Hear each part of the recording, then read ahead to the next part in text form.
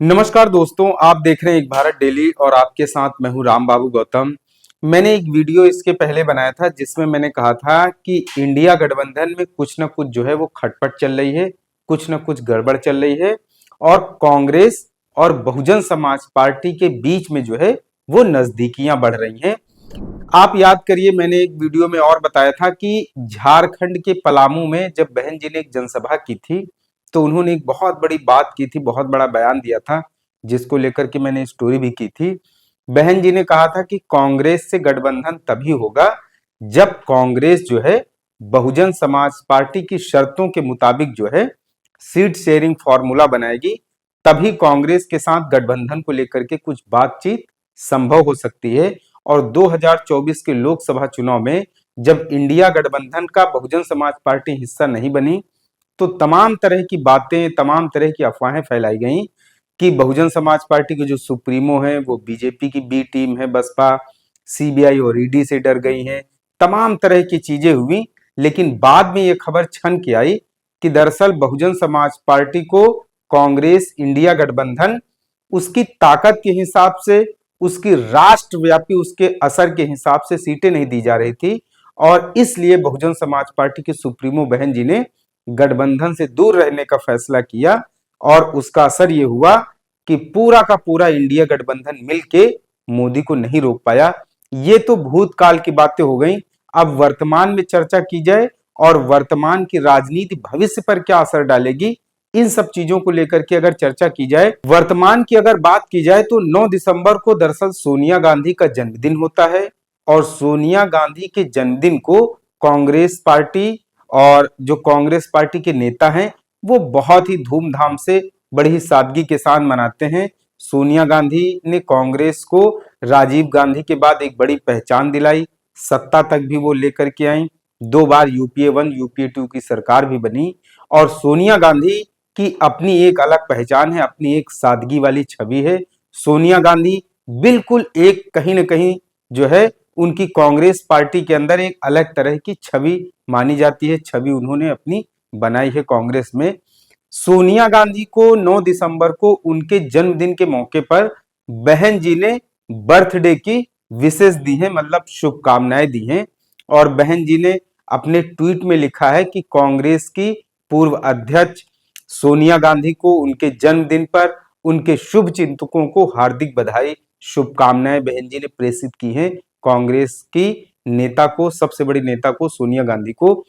तो अब बहन जी ने कांग्रेस की सबसे बड़ी नेता सोनिया गांधी को बधाई संदेश उनके जन्मदिन पर भेजा है। ये कोई साधारण बात नहीं है, ये कोई साधारण बधाई संदेश नहीं है। तो बहन जी की तरफ से सोनिया गांधी को ये जो बर्थडे का बधाई संदेश दिया गया है, दरअसल इसका संदेश बहुत दूर तक है और इसका संदेश भविष्य की राजनीति में भी छिपा हुआ है। और पिछले साल अगर 2023 की बात की जाए तो 6 दिसंबर 2023 को बहन जी ने एक ट्वीट किया था जो बाबा साहब के परिनिर्वाण दिवस को लेकर के ट्वीट था और 10 दिसंबर 2023 को फिर एक ट्वीट किया था जिसमें बहुजन समाज पार्टी के पदाधिकारियों के साथ माल एवेन्यू लखनऊ के पार्टी कार्यालय पर जो बैठक हुई थी उसको लेकर के ट्वीट किया था। मतलब एक ट्वीट था 6 दिसंबर 2023 को और दूसरा ट्वीट था 10 दिसंबर 2023 को और इसी बीच में 9 दिसंबर को सोनिया गांधी का बर्थडे था। उस बार बहन जी ने पिछले साल ट्वीट नहीं किया, मतलब पिछले साल कांग्रेस और बसपा में तलखियां चल रही थी, गठबंधन को लेकर बातचीत नहीं चल बन पा रही थी। लेकिन इस बार अगर आप देखिए तो 9 तारीख को बहन जी ने इस साल सोनिया गांधी को उनके जन्मदिन पर बधाई संदेश भेजा है बाकायदा। और अब ये चर्चाएं कहीं न कहीं शुरू होने लगी हैं कि बहुजन समाज पार्टी और कांग्रेस पार्टी में करीबी बढ़ रही है। ये करीबी 2027 को लेकर के है या फिर 2027 में फॉर्मूला अगर हिट हो गया तो ये करीबी 2029 के लोकसभा चुनाव में और बढ़ेगी। तमाम तरह की चीजें हैं और ये कयासबाजी इसलिए भी काफी ज्यादा लगाई जा रही है क्योंकि हाल ही के दिनों में कांग्रेस पार्टी और समाजवादी पार्टी के बीच में रिश्ते जो हैं वो काफी ज्यादा खराब होते चले जा रहे हैं। कांग्रेस और सपा के बीच में कहीं न कहीं जो है एक खाई बढ़ती चली जा रही है और इस दौर में, इस समय में बहन जी की तरफ से सोनिया गांधी को एक बधाई संदेश भेजना, उनके जन्मदिन पर बधाई देना, ये अपने आप में एक बहुत बड़ी बात है और बहुत बड़ा संदेश छिपा है। राजनीति के बारे में जो लोग जानकारी और समझ रखते हैं, अंदर ही अंदर इस तरीके की सुगबुगाहट शुरू हो गई है कि अगर 2027 के विधानसभा चुनाव में उत्तर प्रदेश में कांग्रेस और समाजवादी पार्टी के बीच में कुछ अनबन होती है, तो कांग्रेस के लिए बहुजन समाज पार्टी सबसे बेहतरीन साथी साबित हो सकती है। अब ये तो आने वाले समय में तय होगा कि कौन किसके साथ चुनाव लड़ता है, कौन अलग चुनाव लड़ता है। हालांकि दो बड़े फैसले बहन जी की तरफ से पहले से ही घोषित किए जा चुके हैं, दो बड़े ऐलान हो चुके हैं। एक तो बसपा आने वाले समय में गठबंधन नहीं करेगी, अकेले चुनाव लड़ेगी, और दूसरा बहुजन समाज पार्टी अपने जो है मुद्दों से समझौता नहीं करेगी।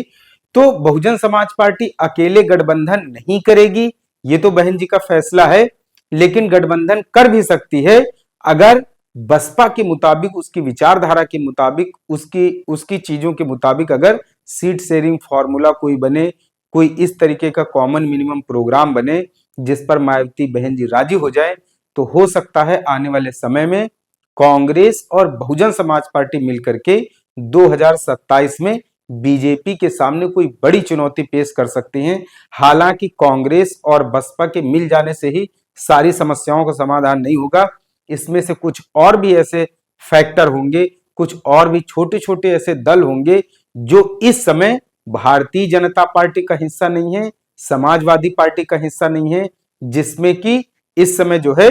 पल्लवी पटेल हैं, स्वामी प्रसाद मौर्य हैं, चंद्रशेखर आजाद हैं, संजय चौहान हैं, केशव देव मौर्य हैं। तो बहुत सारे ऐसे अभी छोटे छोटे और भी नेता हैं जिनको साथ लेने की आने वाले समय में जरूरत पड़ेगी, क्योंकि बिना इन नेताओं के भरोसे विपक्ष की राजनीति को बहुत मजबूत नहीं किया जा सकता है। फिलहाल मायावती जो है वो राजनीति में, खासकर उत्तर प्रदेश की सियासत में शह और मात का खेल खेलने में बहुत माहिर हैं। उनको पता है कि आखिरी वक्त में बाजी को कैसे पलटा जा सकता है, समीकरणों को किस तरीके से अपने पक्ष में किया जा सकता है। आने वाले समय में बहुत सारी ऐसी चीजें हैं जो अभी सामने आनी बाकी हैं। फिलहाल जिस तरीके से राजनीति में